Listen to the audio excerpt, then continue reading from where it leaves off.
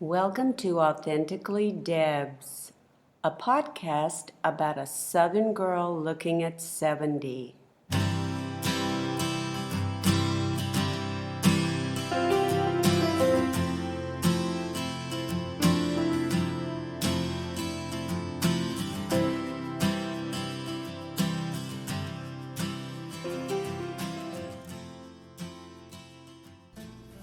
Okay, there's two little things I left out. One about my dad, and that was that my dad being an alcoholic. I remember that the martini, I don't know what type of martini, whether it be gin or vodka, but whatever type the martini was, by the time my dad had 3 martinis, he became a preacher. And whatever he had on his mind at that point, he felt obligated to preach about it as if it was the most important thing in the world that I should know about. I also want to mention that both Ronnie and I went to the University of Central Arkansas, and another very famous person also did, and that would be Scottie Pippen of the Chicago Bulls. And I am probably the greatest of all Michael Jordan fans. I'm sure a lot of people would take issue with that.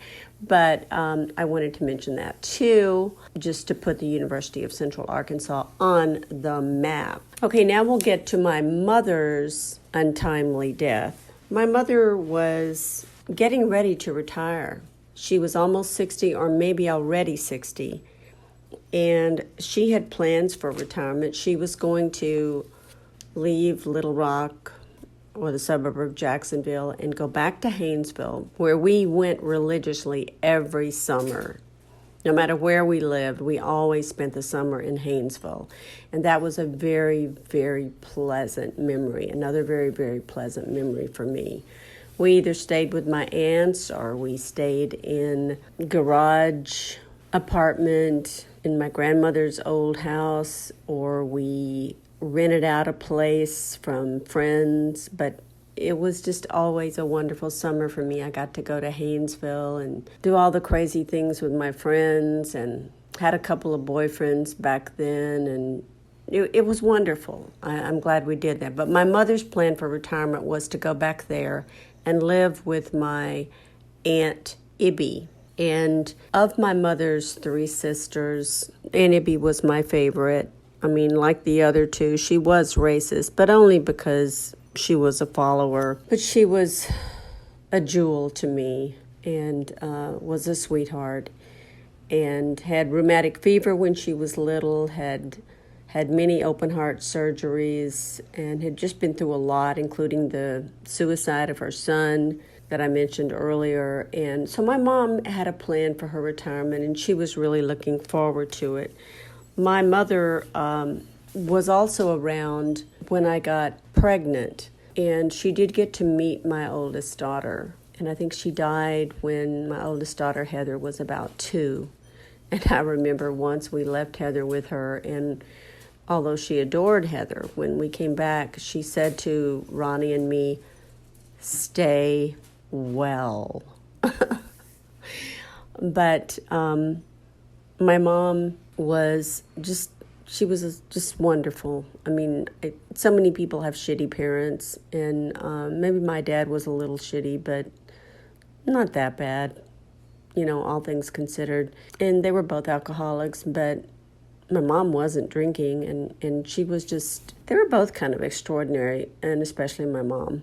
After my dad died, he left a little money, and I got to buy Ronnie and me our own brand. Well, it wasn't even new, but it was a mobile home. And my mother, after teaching school all day, would always do my laundry and bring it over to me, and just would do nice little things for me, because she knew that I was also going to school, almost finished, and had a baby to take care of also. And one day, my mother got the flu. She was a teacher, and she was very tired and did much too much for me. And I was very selfish, I'm sure. So she gets the flu. She's a teacher. It's reasonable. But because she was so run down and her immune system was apparently so compromised, she had had some serious dental work done recently, and it was thought that perhaps that had something to do with the staph getting into her system. But at any rate, after getting the flu, it pretty rapidly went into staphylococcal meningitis. I hope I'm pronouncing that right. And I remember I called her, or she called me, and I was asking her how she was doing. And then suddenly she just left the phone and she went somewhere. She was nowhere. So I rushed over to her house from my mobile home outside of Jacksonville to the house where we lived in, and we actually had bought a house. My mother did in Jacksonville, Arkansas, and I remember that. Oh my goodness, we must have paid $7,500 for that house, and I think our mortgage payment was $75. Just had to throw that in. And when she died, it was completely paid for. But I rushed over to see how she was doing. She was not herself, to say the least. So I called my friend Debbie, who was a nurse then for a doctor that I'll get into a little bit later. She had divorced my good friend Jimmy Butler and Ronnie's best friend Jimmy Butler. And anyway, we took her to the hospital, and the staph had gotten into her bloodstream, and my mother died within 2 weeks' time. She started off at the Jacksonville the Jacksonville Hospital, and then was quite quickly moved to St. Vincent's Infirmary, and that is where she died. I can remember that after she died, the pain of that just really got to me one night, and I just really didn't think I could go on without my mom. I mean, yeah, I had taken her for granted and had taken care of her and everything else, but everything just hurt so much when she died, and especially after my dad died too, that I just totally broke down and cried and cried and cried. And my husband then, Ronnie, was with me, and he said, "You still have me and Heather." And I won't ever forget that. That kind of brought me back to earth. So now I have both parents dying untimely deaths. I have a child. I'm married, and my husband is in the thick of the Vietnam War. He is a grunt. He's in the Army infantry. He was there when the troops were getting ready to invade Cambodia, and I was very concerned about that because it didn't look good at all. So to fight the obsession of dealing with the death of both of my parents so close together, and because I was an only child and pregnant, I wrote the movers and shakers at that time, Wilbur Mills, senator from Arkansas, and he was a representative, House of Representatives. He later got into a scandal. And Senator William Fulbright, the Rhodes Scholar, they were both big in the federal government at that time. I believe both Democrats. And I really wanted my husband home. And this is the time when I discovered the power of the pen. I remember recently people talking about how Meghan Markle also discovered that when she wrote to a company because she saw in a commercial that the women were doing all the dishes, and as a result of what she did, it kind of changed the advertising industry a little bit as to men could now share some of the chores of women. But I wrote those two congressmen from Arkansas. I wrote a good friend of my father, a general, and I wrote all of them saying that I was having an emotional breakdown because both of my parents had died untimely deaths. I was pregnant and I wanted my husband home, and I was emotionally distraught. Now, this was the thick of the Vietnam War, so I'm not sure how I pulled this off, but before I knew it, my husband got an unheard of compassionate reassignment, again at the height of the Vietnam War. He was pulled out of Vietnam just before his platoon went into Cambodia. And I think there was about 30 people in his platoon, and only about 3 or 4 of them came back. So I've always also told him that I saved his life. It's not fair, but I have used it in the past when I've needed it, and I'm not proud of that. Let's see what else I want to mention about Arkansas. One thing that I didn't mention when I first came to Arkansas and when I was in junior high school, there was a very popular girl, and I have mentioned her. Debbie was her name also. And I was in the band, and so was she. And we were both majorettes or twirlers. And this very popular girl kind of took me under her wing for some reason. I don't know why. And I became good friends with her. And her mother and my mother became good friends. Her father was weird. They were quite well to do.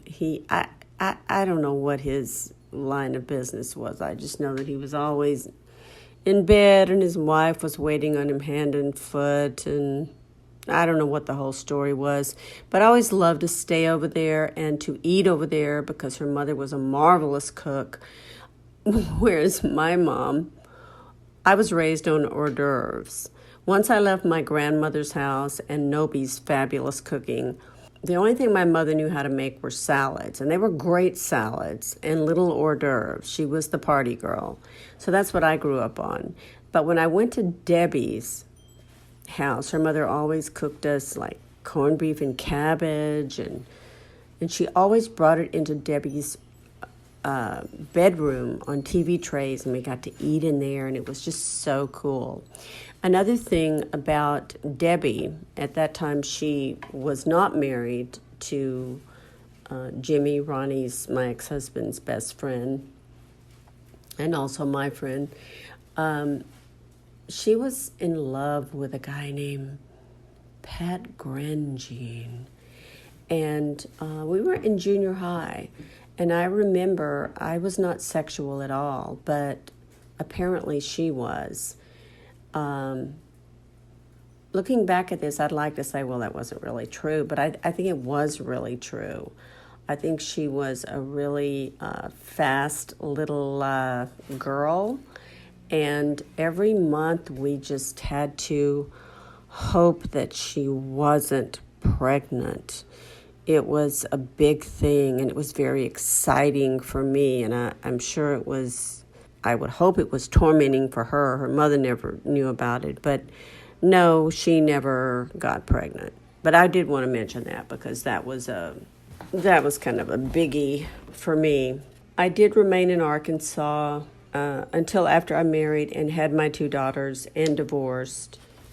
And this was at about the time of the mid to late 70s.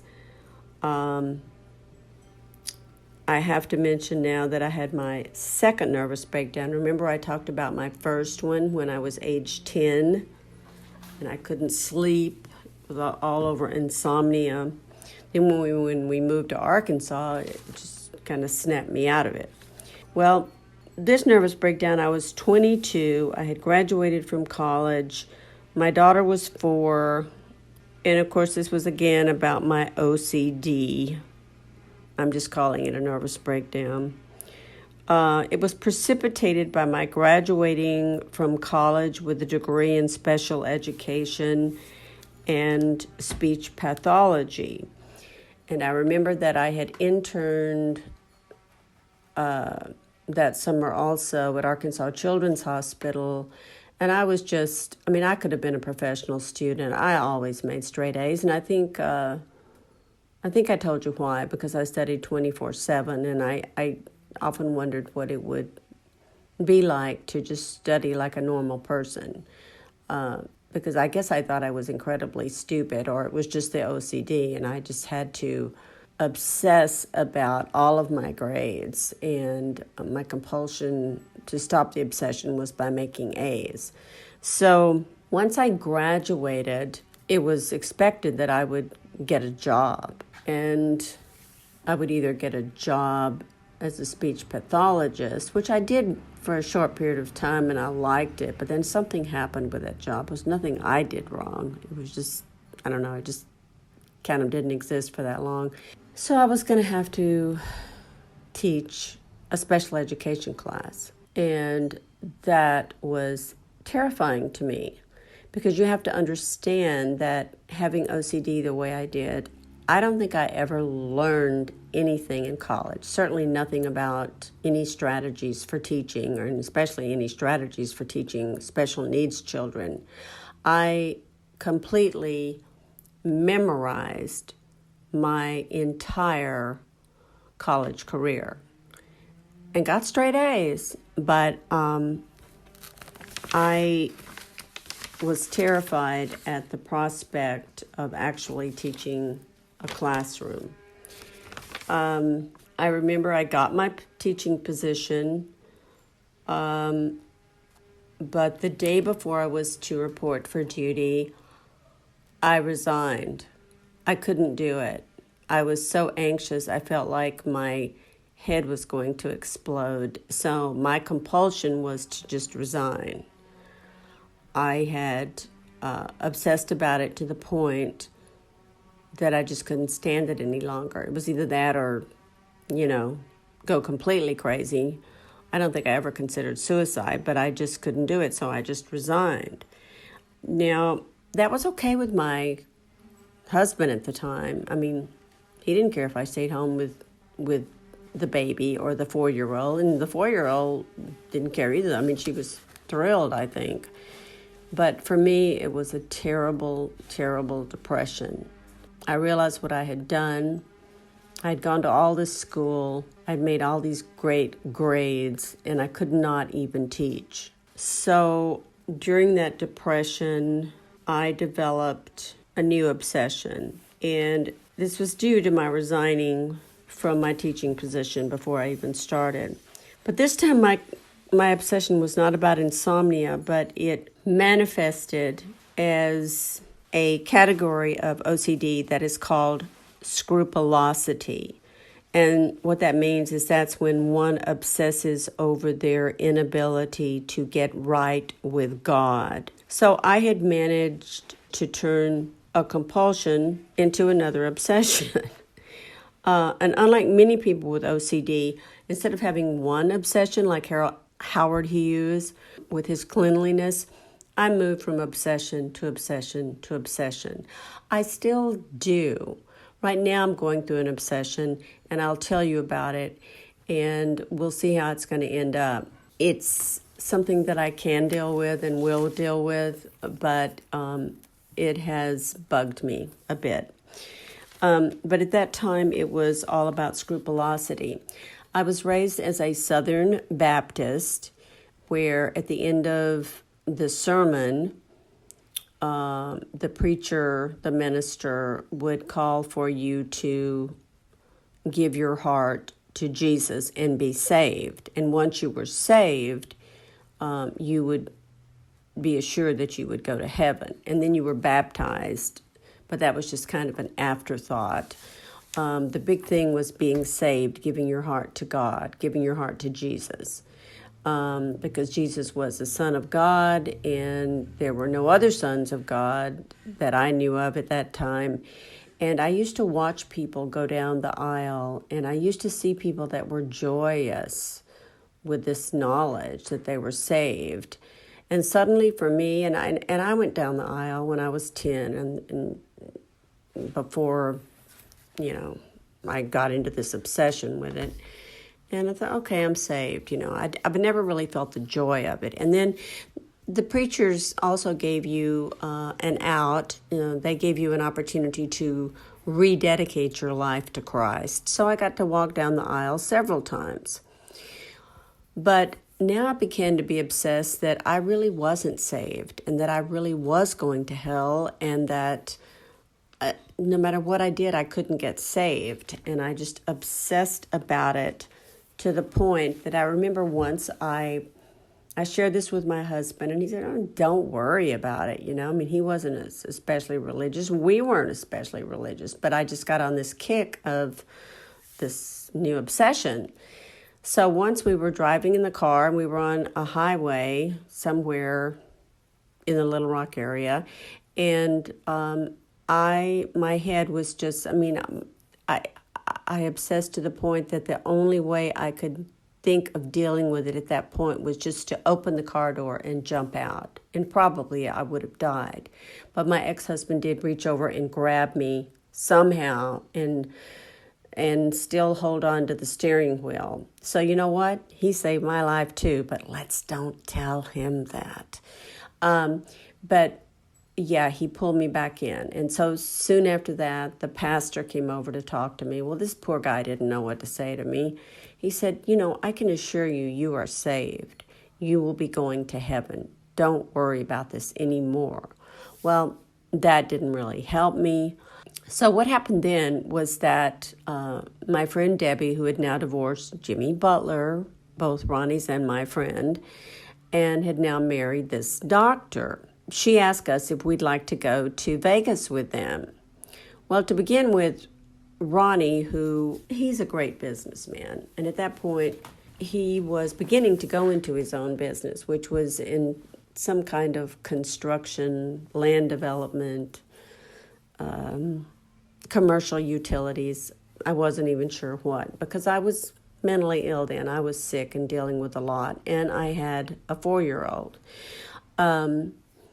But he didn't care for this doctor she was married to because, she was having an affair with him when she was married to Ronnie's best friend. And so he didn't think that was cool, but he knew that he liked the idea of Vegas. He liked to gamble, although neither one of us had ever been there. So he said, yeah, sure, we'll go. So we went, and I think probably in the back of his mind, certainly not necessarily mine, but maybe he thought it would be good for me, that it would snap me out of this scrupulosity thing I was dealing with, this inability to be saved. And so we went to Vegas. And I think it kind of momentarily took my mind off of it, because it's hard to go to Vegas and not have a good time, let's face it. And Ronnie and he got along fine, and but then we got back from Vegas, and I developed a new obsession. It was no longer about, scrupulosity about the inability to be saved and get right with God. No, this time it was something different. Okay, I'm ready to mention my next obsession, which was really the most dangerous obsession I have ever had. But before I do that, I just want to go back and kind of belatedly interject something about my mother's death. Prior to my mother's death, and this, I don't know why I did this, and I always did it when I took a bath. In the South, we take baths. I guess we take showers too, but I always loved a bath. I still love a bath.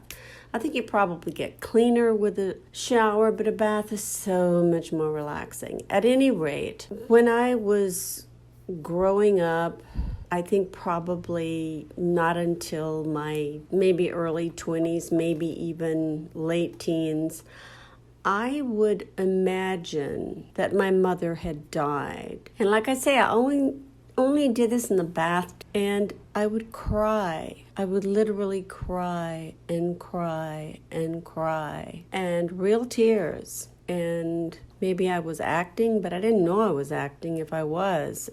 I experienced my mother's death on a very visceral level long before she died. I never shared this with her. I never shared it with anyone.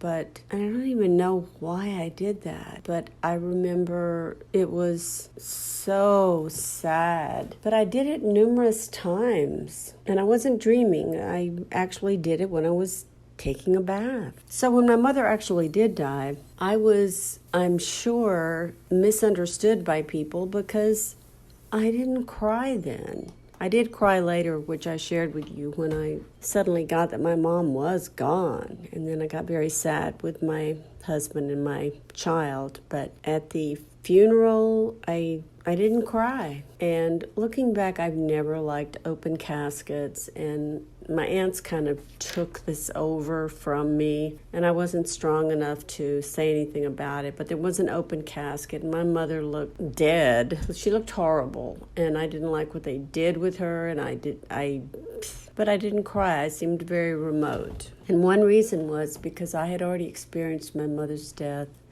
Maybe it was some kind of premonition. I don't understand it, but I thought it was pretty weird, and I wanted to share it with you. Now into my most, I started to say deadly. It wasn't deadly, but it felt deadly. It was my most dangerous obsession.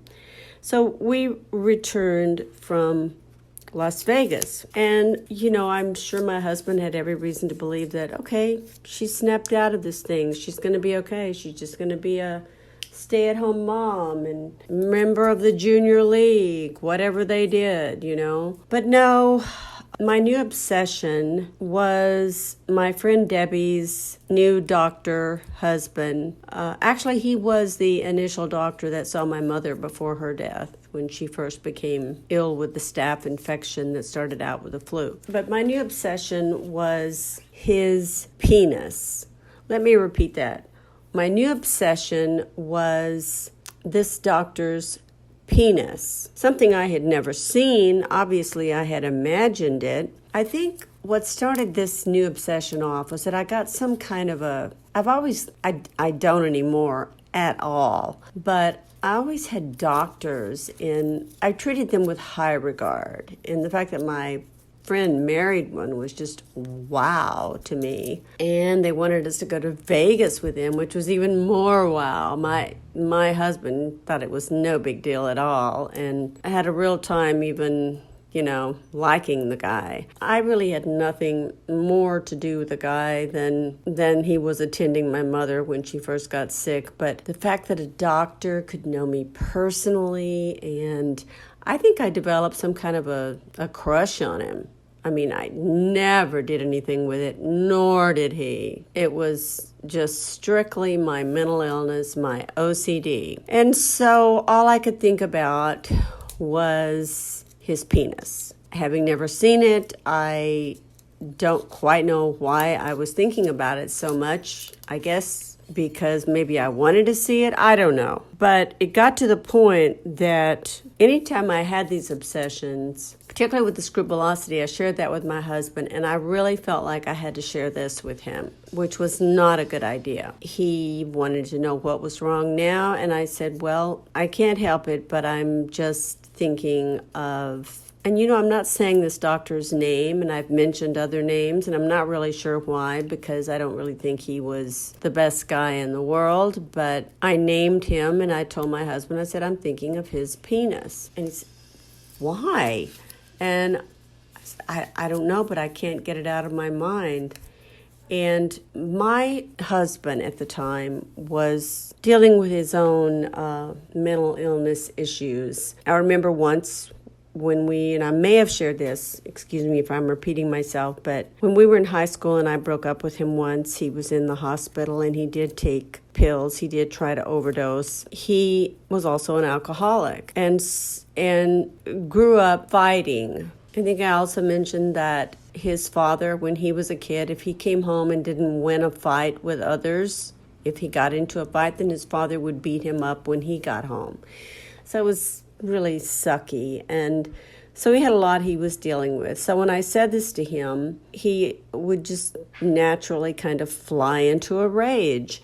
and maybe get physical with me. And I remember at one point, it was the same old story. He came home. He just couldn't believe it. I think he ended up calling my friend Debbie to see what was going on, and she didn't know what in the world he was talking about. Neither did her doctor husband. But this really flipped him out. And one night, I told him again that all I could think about was this man's penis, and he probably was drinking because that was when he was always at his worst, but he really punched me out. He literally knocked me unconscious. And when I woke up, I had a black eye, and I guess he had called his mother. His parents were living there in Jacksonville. He did have a sister that was a year younger than me, but I was taken, because I had no parents, I was taken by them to St. Vincent's Memorial Hospital where my mother had died. I was taken there to the psychiatric unit. So Ronnie, and it was true,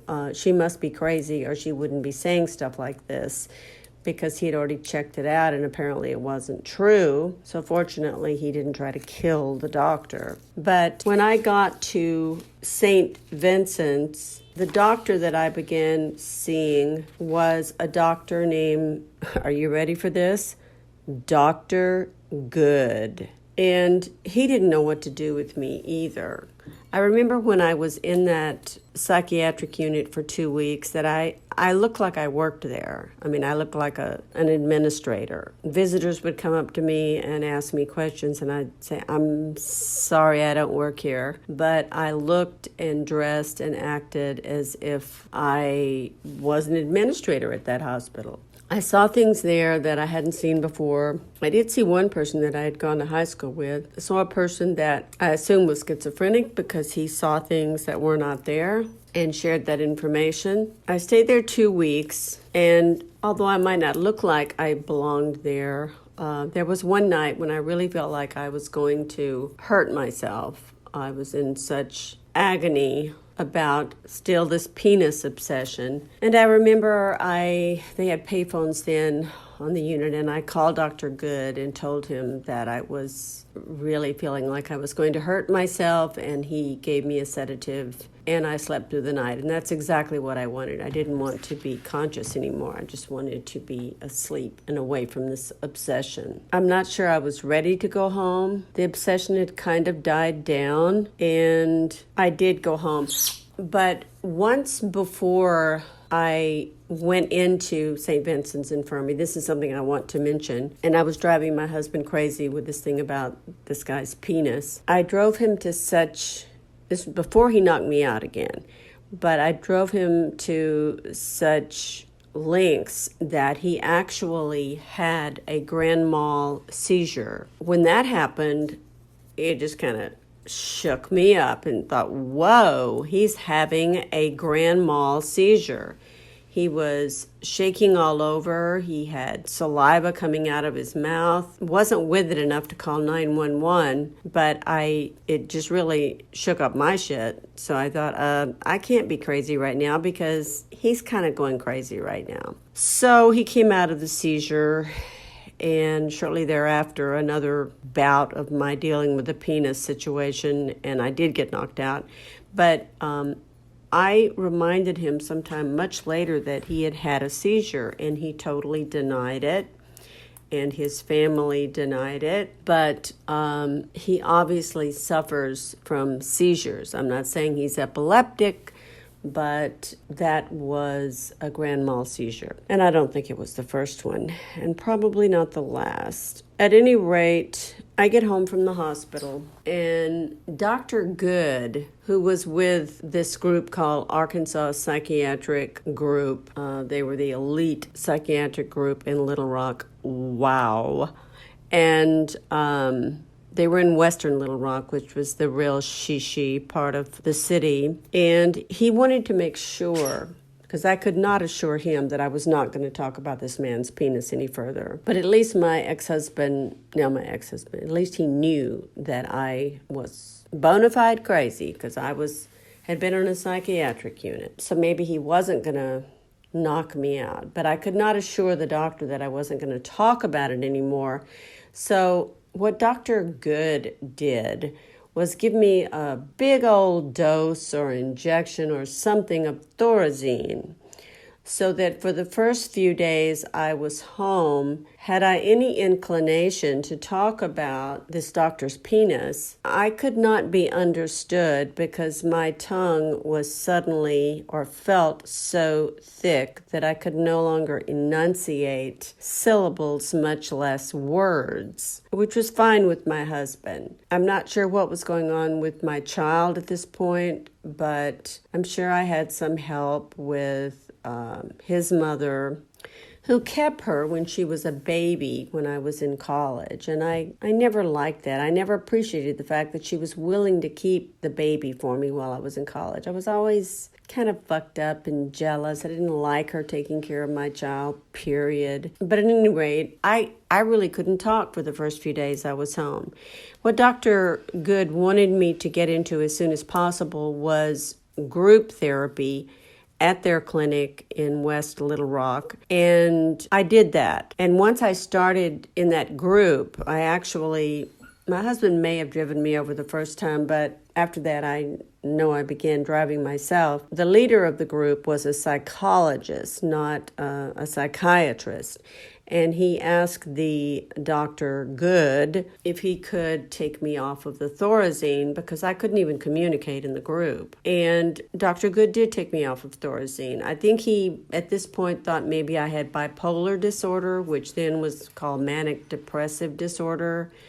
Never once mentioned OCD. I assume he studied about it in medical school. It's not that young of an illness. And it is one of the 3 major mental illnesses, but that was never brought up. But the fact that he was also giving me lithium in lieu of the Thorazine leads me to believe that he thought I had manic depression, although that was never mentioned to me. And that did me no good at all, the lithium. But what did do me good was that group therapy. Began talking about, what was going on with me. And we didn't so much talk about the crazy specific obsessions because not everyone had OCD. Some people were bipolar. Some people were schizophrenic. Some people were somewhere on the spectrum of anxiety and depression.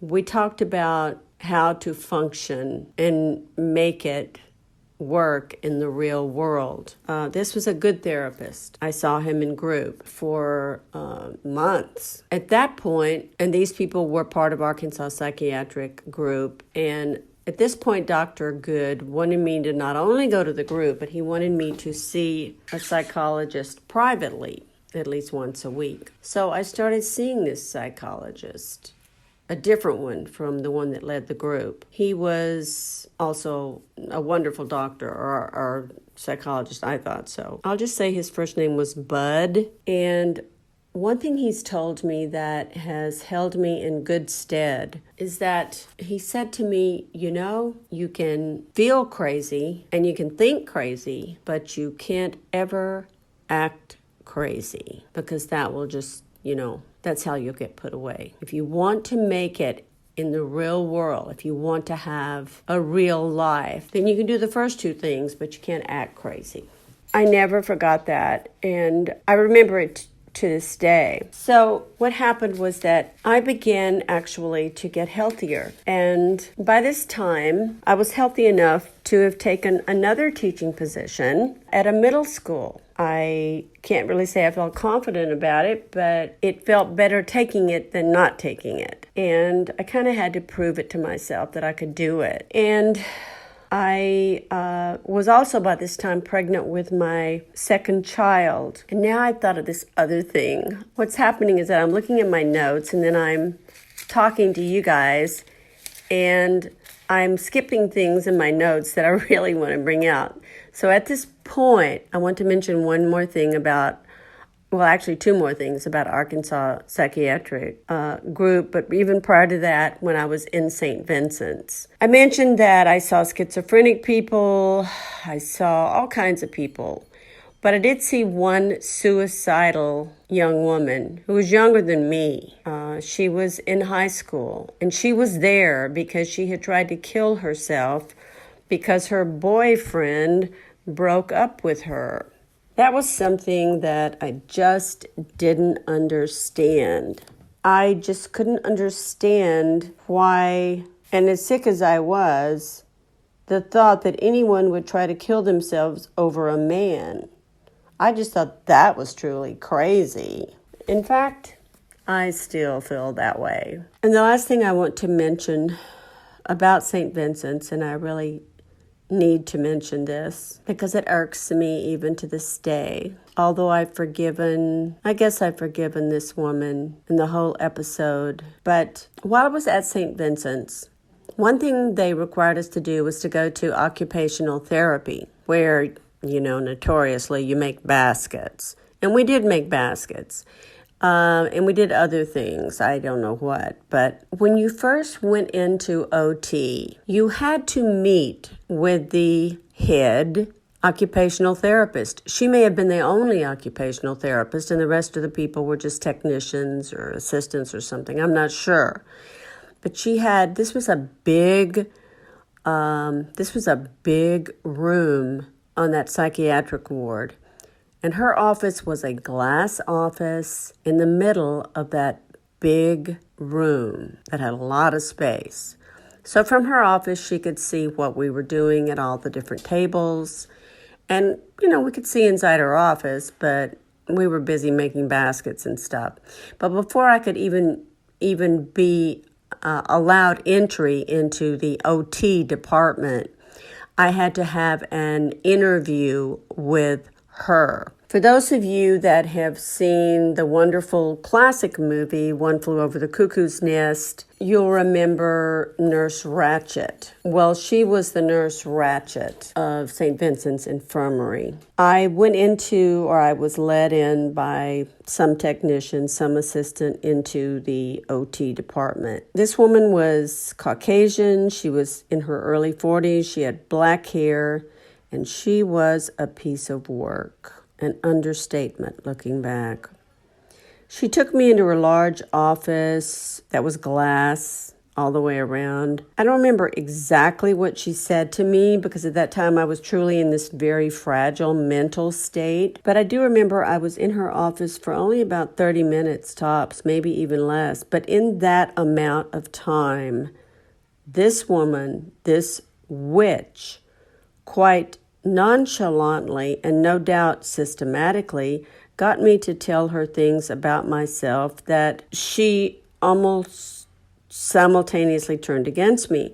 And I remember leaving her office feeling more depressed than I had ever felt in my entire life. Certainly suicidal, but I knew it would be much more challenging to pull off in the hospital setting, so I didn't even try it. And I was not naturally suicidal. I was naturally crazy, but not suicidal. I was really in a daze, truly, as she motioned for an assistant to guide me calmly from her office, what I will now call the pit of hell, to a table to start my OT therapy, whatever that was. I don't even remember. That vile bitch, I know I said I forgave her, but I can still call her names.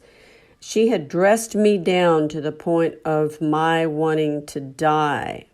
And like I say, my thing was going crazy, not suicide. Really, for the first time in my life, that was the first time I ever felt truly suicidal.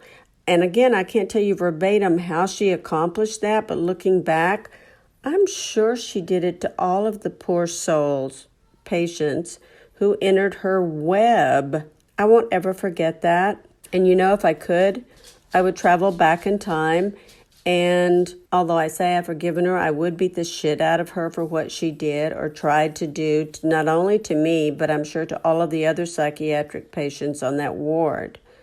I hope she rots in hell, or hopefully she is already there, maybe. She really had been given free rein because, who's going to take the word of a psychiatric patient on a psych ward?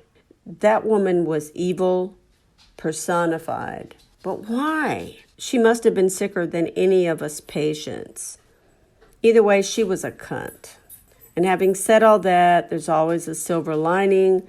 And that is that experience did do one positive thing for me, because I now work with incarcerated juveniles as a special educator.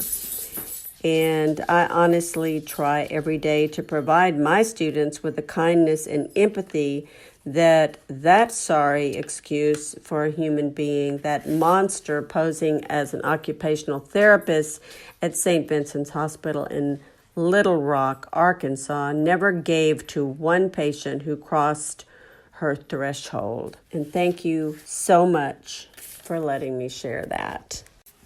Hey everyone, thanks for listening to Authentically Debz. And if you like my show, please subscribe, leave a review, and definitely tell a friend. Oh, and make sure to visit my website, where you can keep up with my current projects, learn a little more about me, and follow my latest news. And that website is www.deborahjangray.com. The spelling is DEBORA, no H, JANGRAY. And most importantly, blessings to everyone.